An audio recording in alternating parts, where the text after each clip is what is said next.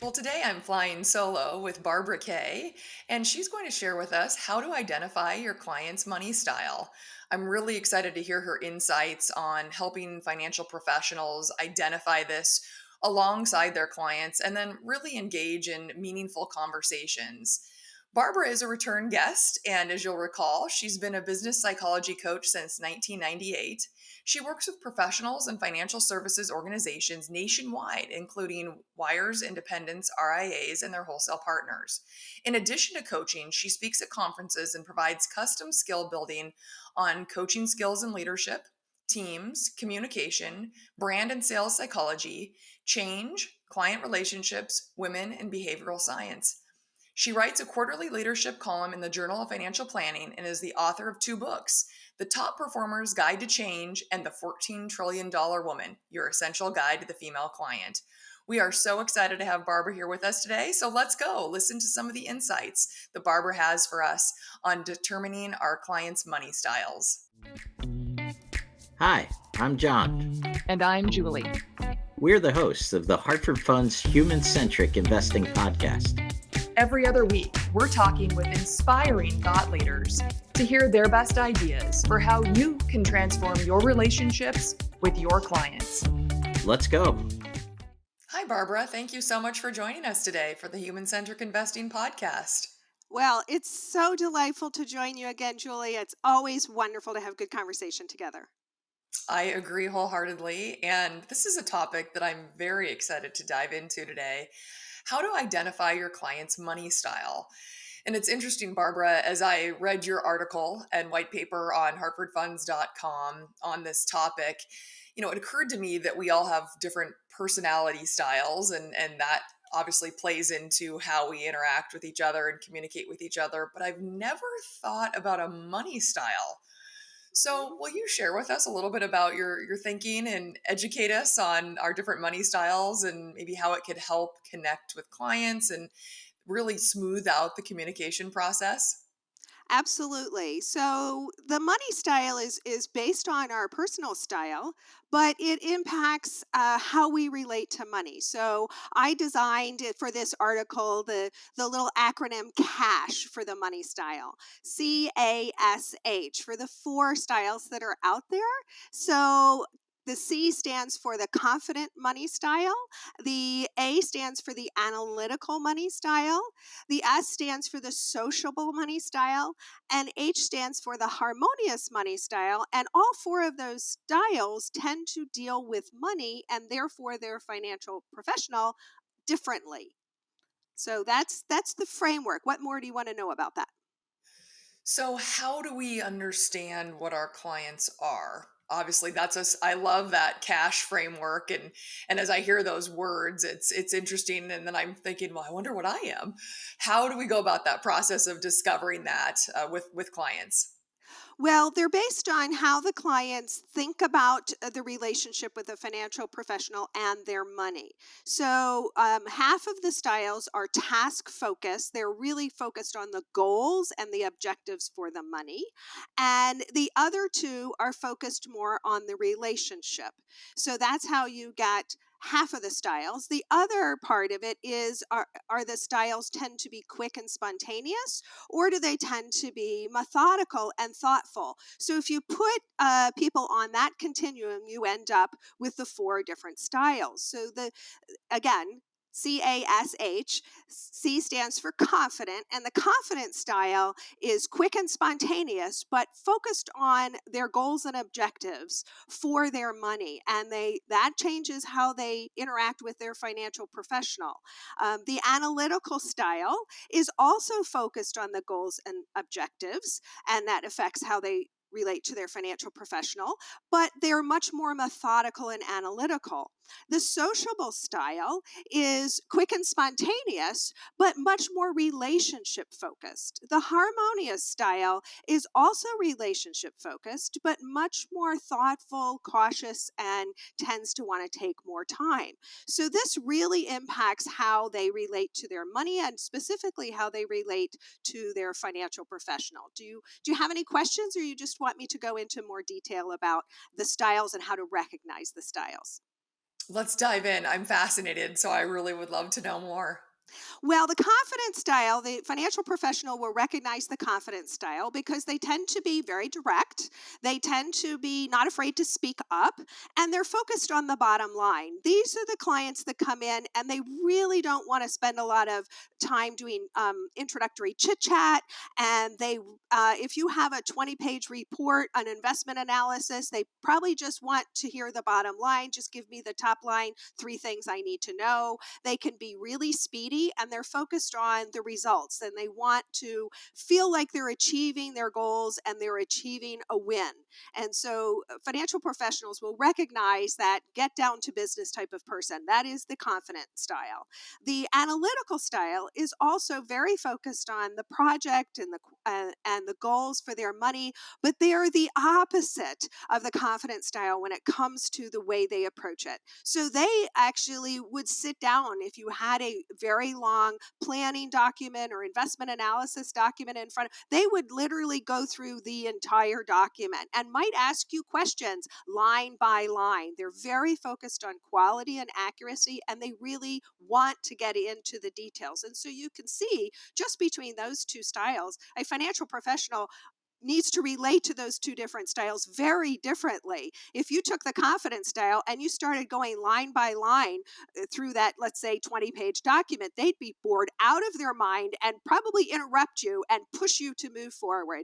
The analytical style, if you just gave them the bottom line, they would be distressed and saying, why aren't you giving me the details? And then asking you to go through the report line by line.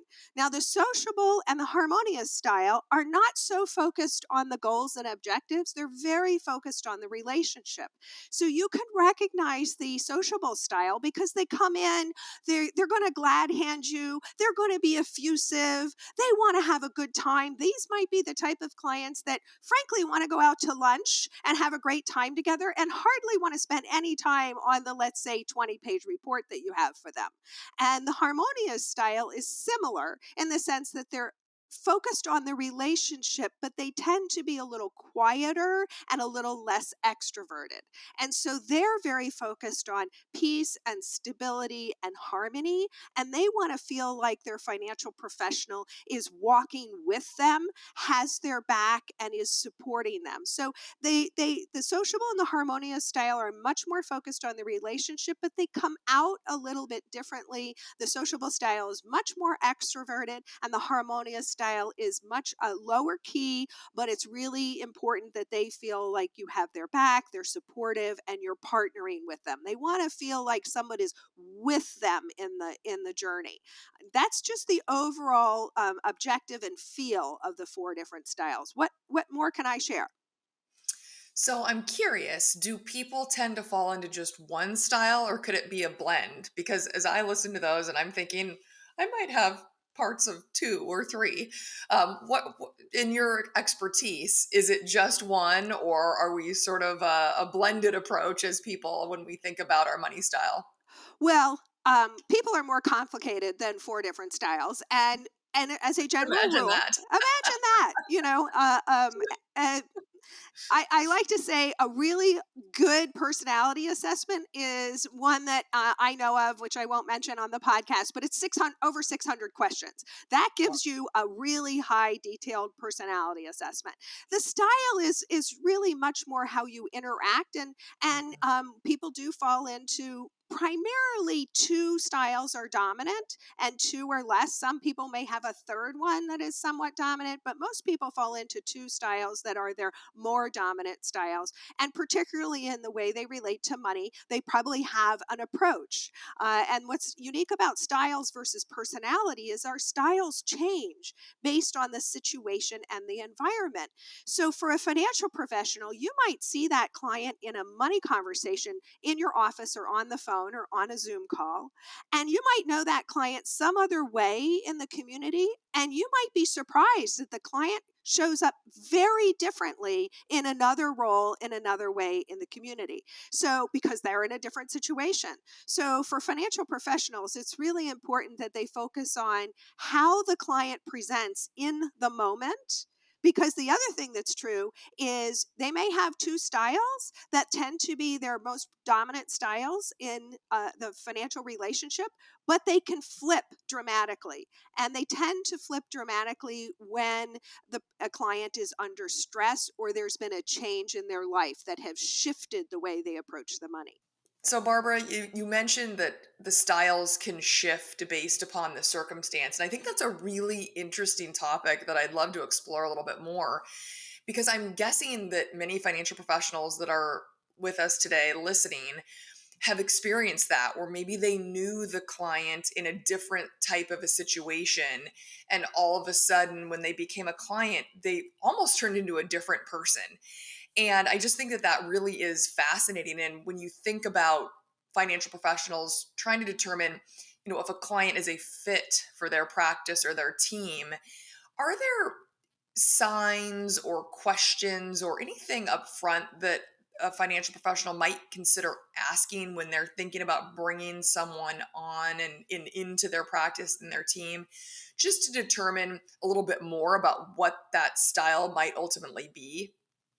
Absolutely. Absolutely. And that's 100% true. They might know the person in the community in another role, and then they walk in their office and they are a totally different person.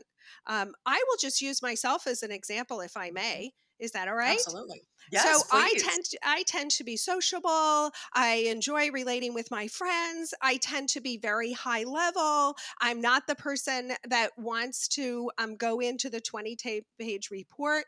However, when it comes to spending money, I can be excessively detailed. I am the purchasing, like a lot of women, I'm the purchasing agent for our Mhm. family. And I purchase not only all the household things, I purchase all the vehicles, I purchase all the vacations, I purchase all the technology, I do all the big purchasing. And when I get to that space, I'm excessively detailed and I'm really into it. And so someone who knows me in a social setting must wonder, who is this person who's really into the details? So you're going to see people show up very differently. So questions to ask would be, thank you for coming in, do that nice chit chat or talk. And then just ask them, talk to me about when you're dealing with your money and you're working with an expert financial professional, what's important to you? What do you want that relationship to look like? How can I best serve you? How do you want to not only handle your money, what's important for your money, but in our work together, what would a good relationship look like? And then you can go deeper into what would a good meeting look like? If we were to meet, what kinds of things are you going to probably be interested in learning? And then what's your style? And when it comes to money, do you like to be highly involved in your money or do you prefer to delegate that to a professional so you don't have to be engaged in the day to day? If you ask some what I call coaching, open ended coaching questions, you're going to allow them to reveal not only their style, but what they expect from the financial professional. And I've had many financial professionals who are coaching clients who this is very important for them. And even they have found that sometimes a long term client will shift based on circumstances in their life. And that client who was a great delegator, now we have some economic concerns or some volatility in the market, and that client shows up totally differently under the different circumstances. And that can be quite disconcerting for a financial professional to feel like they've had this long term client and then suddenly a totally different person is showing up. It's so interesting that shift, but I can imagine that maybe sale of a business or a death or a divorce or some major milestone in one's life really could change the approach and the mindset and therefore create maybe some friction in the conversations or the communication between client and financial professional. It's so interesting. Also, very true is just the circumstances of the market. I'm sure So, many people listening to this are having in the last year their clients show up quite differently. They were happy and the market was going great for so many years, and then COVID hit, and then the market got jittery, and then suddenly the clients are showing up differently. If there's anxiety or fear, it really shifts the style. It can shift it very dramatically. that makes so much sense. It takes me back to my grandmother. She passed away a couple of years ago, but in her early 90s, she would, receive her statements and she would call me and she would just be so upset. And I would say, Grandma, what's wrong? And she just always said, I don't like my bar charts to go down. I just don't like this. And I kept, I was trying to ask bigger questions like, well, is this causing issue with your spending or your budget? Well, no, none of that is impacted. It really bothers me. And it became really emotionally stressful for her. And I finally said, please stop opening the envelopes, just tuck them away. Don't put yourself through that. But it is interesting how emotional that can be, just the volatility. So you're right. I'm sure many financial professionals are having lots of conversations along those lines. When you think about money styles in general, are there are there situations where a financial professional just isn't communicating well with a particular style, maybe because of their style and it's just not a fit? And what would be your guidance on that, where maybe, it just the conversations just aren't clicking, they continue to be clunky or maybe even slightly contentious or just go to the negative side? What guidance have you given your clients as you're coaching them through those situations where it just seems to be a very laborious conversation every single time? Wow. I guess the first thing I would say was hopefully we don't have to get there. So good practice management, and I have worked with people for over 20 years in financial services from New York City to Alaska literally, and good practice management is to have some regular processes and procedures that give the client a consistent experience and then also help you manage your practice in a consistent and smooth way. One of the downsides of that can be the tendency to treat everyone the same. And so the first thing I would say is try to just listen to who the client is in the moment that they're showing up in the office. Listen to the speed of their talking. If they're talking quickly, then you either have a confident or sociable. If they're talking more slowly, you have an analytical or harmonious. And then focus on what they're saying. Are they all about the money and what's happening with the money and the results of the money, or are they focused more on the relationship? And if you're focused on the relationship, you've got a sociable or harmonious. If they're focused on what's happening with the money, you've got confident or analytical. So literally in 2 minutes, you can figure out who you're talking to. And then hopefully you can adapt to that and adapt to the individual. And if they're confident, you can give them the bottom line. If they're analytical, you can get into all the details. If they're sociable, you can go out and do something fun and make them feel good. If they're harmonious, you can partner with them and give them that sense of things are stable, like your grandmother. Things are stable, things are stable, things are stable. And so you can meet their emotional needs if you adapt. So that would be the first thing I would say, because hopefully you won't have those contentious conversation. However, if your client is just really challenging and you have just contentious. I had a situation where a client of mine had one of his clients completely change. just changed from an easygoing client who followed the advisor, the financial professional's advice, to someone who had just gotten really fearful and has turned out to try to direct the financial professional and direct the financial professional against the financial professional's best judgment. And in that case, we had a conversation, the financial professional and I had, about how to gently give the client an opportunity to go a different direction. And that was a long conversation, which we won't go into now, but it gave the client a diplomatic way to say, my needs have changed, my situation has changed. And the financial professional was able to say, I think you will actually be happier and better served if you go into a different direction now. I don't think I'm serving you now in the way you want to be served. And the financial professional had that conversation, was able to diplomatically release the client to frankly a DIY platform, because that's what they really wanted in the end. And it diplomatically closed the relationship, so both people were able to part ways, with the client not being felt like they were fired and Right. insulted, because that never goes over well, and for the financial professional to be released from this relationship that had just become very conflictual. So I think if it's very, very conflictual and not getting better, even if you are working to adapt to the client, you can give them permission to go a different direction in a diplomatic way. I think that's such good guidance. And really, at the end of the day, it comes down to communication, communication, communication. But Barbara, it's been so interesting to hear about these money styles and the approach and how to identify them and communicate well with each one.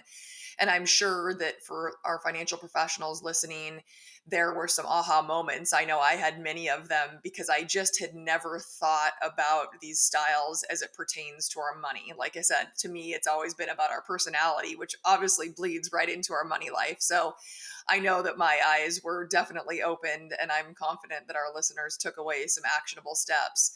But before we wrap up today, since it is the Human Centric Investing podcast, I would love to, if you're willing and open to it, ask you what we call our lightning round questions. And this will just be some quick questions to get to know you as a person a little bit better. And so whatever is top of mind, that's the right answer. It's all about you. But if you're willing, we'd love to segue into our lightning round. Absolutely. Sounds like fun. Okay. Okay. It's one of my favorite parts of our podcast. So let's dive right in. So, on a scale of 1 to 10, how good of a driver are you? Oh my gosh. 10. I love it. There we I'm go. an excellent driver. And this year I had the privilege of spending some time in Florida. And I'm sitting here in the suburbs of Chicago. And Florida is a 20-hour drive. And I rocked that drive from here to Naples, Florida entirely by myself. Awesome. Wow. Okay, that's amazing. I'm impressed. I am not a great road tripper, so that is very impressive. What is your favorite holiday? Easter. Oh, that's a fun one. I love that. Hmm. Are you a morning person or a night owl? Oh, I'm totally a morning person. Totally a morning person. I I'm glad agree. we're doing this in the morning. I would Me be too. I am. By the time the much afternoon rolls around, I'm duller, zapped. much duller at 4 o'clock in the afternoon. Totally agree. What's the best age? Oh, um, 38. Oh, why do you say that? That's very specific. It's very specific. So I would just say mid 30s, Okay. uh, um, because you're mature Hmm. and you have a lot of experience, but you still have a lot of your life ahead of you. And it's a very, very vibrant time. I love that. What is the ideal outside temperature? 72. Well, with that, Barbara, we cannot thank you enough for being here today again on the Human Centric Investing podcast and sharing a little bit about yourself and also guiding us on how to identify our client's money style. Those insights and tips, I'm confident, will be very actionable and valuable to our financial professional audience. So, thank you again for joining us. Oh, it's always a pleasure. Thank you so much for having me. And if you're interested in learning more about Barbara's guidance and ideas, please visit hartfordfunds.com/insights, where her white papers and educational videos are located. Thanks for listening to the Hartford Funds Human Centric Investing Podcast. If you'd like to tune in for more episodes, don't forget to subscribe wherever you get your podcasts. And follow us on LinkedIn, Twitter, or YouTube. And if you'd like to be a guest and share your best ideas for transforming client relationships, email us at guestbooking@hartfordfunds.com. We'd love to hear from you. Talk to you soon. The views and opinions expressed herein are those of the guest, who is not affiliated with Hartford Funds.